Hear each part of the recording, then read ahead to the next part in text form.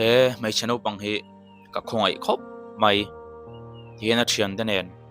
anin fiam ani mela chuan chuat hi glass style ni omina langa alo nal dewani ang glass style na na chu tian tlan lai hianin atol thupala ato khum hi vori chor maya khur ngal der maya hemi video chi hi kanaya anu a hina thinge thilo ka rajui do lawani a thilo ram ka bei sai tin a taksa zoi nuk lo dana a thinghal lo ni ka ring deuh ma zoka a taksa tlem nel cheve deuh ngal ngala ma se ni khu chu hriat mel lawani khoi thlak le mai kan thi hun turte engkiang ngan che sol don kan ba han thelo tak em mishing te hian ilo film khur don nia chu wang chon nak po i thi huna chuan min ron enin min subscribe thei to don lo ne o idam lai nge hian khoi takin lo subscribe don nia subscriber te zara kal ve tok ron ti ve he ram kan ni e kalo me member ko ni milo subscribe chu te chunga khano दुगे या दादा गाड़ी तो पार्किंग केनो उजे खाता तुलबल लगिया एला कोंग छवत लान तोर हे फिसला जे गाड़ी का एमना अच्छा लुतुका baptist quarter bulathil thleng hi aden khop mai kong chhojat mai oma vai motor thil phurin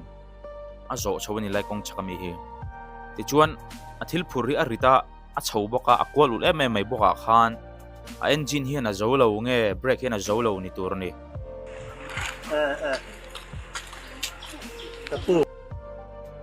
a let khatlang ani chu chuan pal thir ban hi asu chhezu ani लान तोर हे फिसला जे गाड़ी का एमना अच्छा लुतुका den em chu a hnuaya tak mai hian na thokan lo om lai ania van nei thak deuh mai in adel lo enge mo break ri tur vel omani garinga chunglai ve jon lo seng manani garing van nei khep takani van nei khep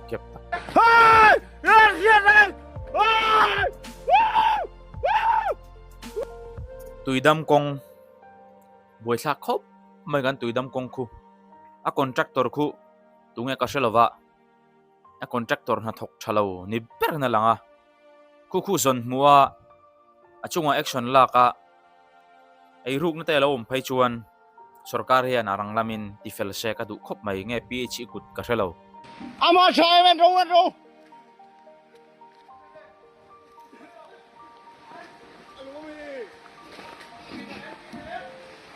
hele truck po hi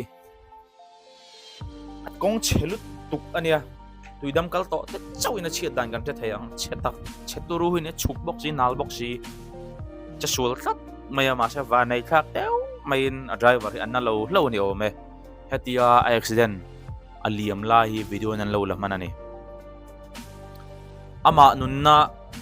ahim malom om chu ti rol chuan he kong chi awang hian motor hi na turani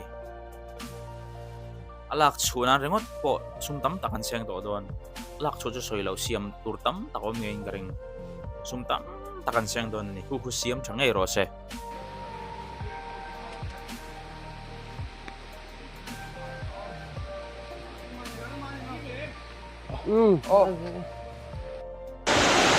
tu ta hian hay kan dai kai don thang ni ko pakhat lui kor tuilen line kan nge ngai sia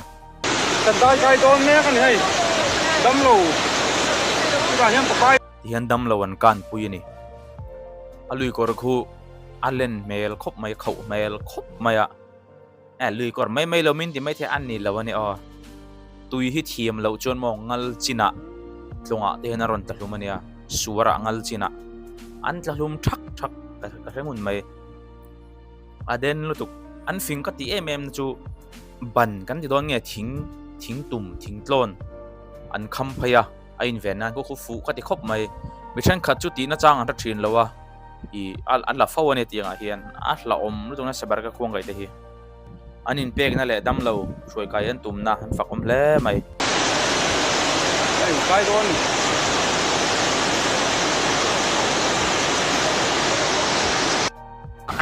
kan cầu một chiếc ha ding lo càng cái để khai đá đi khu cái chuộc mà lâu xe chuan emo anunga mi kalten thil lo xe chuan auto hian a tuar na save fen garing a petrol line vel a lo kang cheman lo hlova a van nei hle mai Vora, ya, vora. a injector ti vel an kang ngat se chon mo ai a thelin a thel don lo ra rang kang ral fak ni mai den lutuk so na kana ya eng wangin nge le kha hi an dang o ka thelai lo al tu hi a eng wang te re nge mo dalen film kur lo zara ning ka sia se van nei khop mai lai an hunga lo la tu pa camera la tu pa wang lieu hian auto hi mani ti hi a hriat ngei karing Da chin ni ne. Aspa ka nga. Ani tu pa da lo. Adam lo wa na pang ko lang da ta le. Ano ngei hu chi la kami ba ka ni na da. Sai sara mo ta mo. Sai le sa ni hu chi la. Le kha da mo. Ken?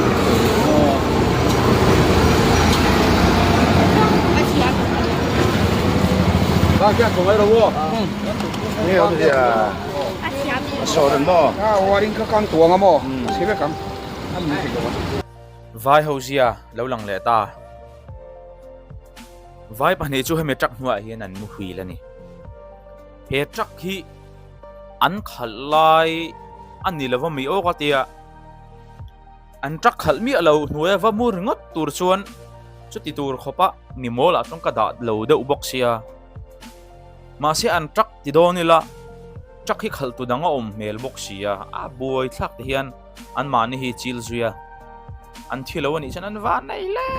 ne mai vai ho motor lau lo tu komo a boi thak mi zo da po in zir kan ngai ni henga hian motor hi la wangu i nei lo wangu mu thil nan pai chan an noi te hi mo alai taka kan mu te ni lo chuan a hlom tu ni zam de kam lo pai chuan bb lar khop mai rulangam sar khop maya ma sa tum ni lai mai chuk rang tamai le hei hi anun na tan ka hlau pui hle mai bb hi phim khur to se ka tia tur nei na chuk ni nge tur ani avung lo mai mani po khan tun mai a chun har san na tok lo ni mai thai ma se chol san se ka tilo rule man hi ma se phim khur sela put long mai dina khoi pop zel mai mi ba po na kan ngam lo kha anar floma te ne ki na u pan nuwa effect ron nei thei ni oi don lo tok chu lo inen fi hle se ka tia manun na tan hian lo in veng film kur na saro se ru chuk soi ta ka chuan india hun pakhata india hun pakhat ka ti hi chakma nge bru ning ka ria mo ruli na chuka ku ake ku fu mak to soro me khai bai tumi do ma khali rongu haji anar vel acheto mai thei ni ichun muslim pa antia an bol hlo pa ni om tak an va pana hladau vel lo chamani mai thein bol hlo hladau ka te maya khami khan an kalkol vel ni awa ha thlak o education poi mo je inda thiamin garing moile tu la re khani do ma khali ganai na wina rongu haji ya de tumi do ma khali rongu haji ya de tumi education om lo wang ning ka ria arang ina tianga ti ai chon in seng da umai sala nun na chan him nan da chon mo tina try dar zela na kina akke hi tanala ngai memang tanangai lo pona nun na tur don chiang oi lutuk a thak ka ti le mai hemi alla cham bang na dam don lo na sam mai si oi takani ole hang po ni se thir tu te utrumatan chuan tu tok ri phat meng o munam lo ti thau ka bai se ya utrumatan chuan mang thari vek tu le mulo thau kan tum don nia